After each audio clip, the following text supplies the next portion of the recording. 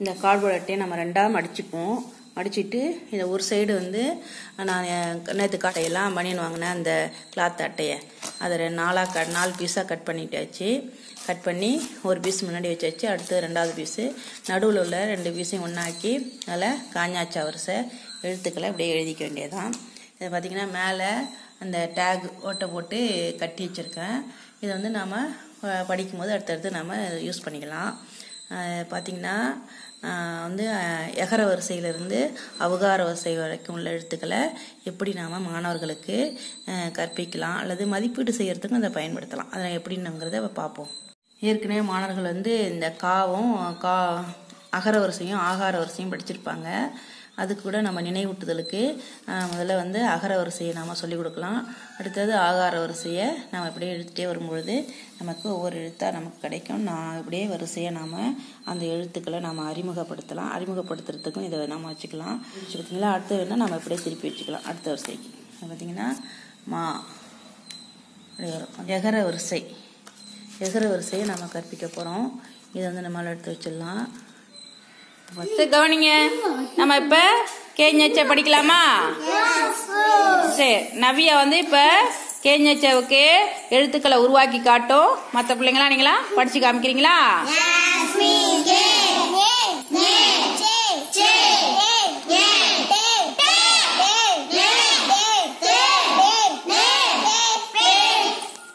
அடுத்த மாத்திங்க, திருப்பி வைங்க.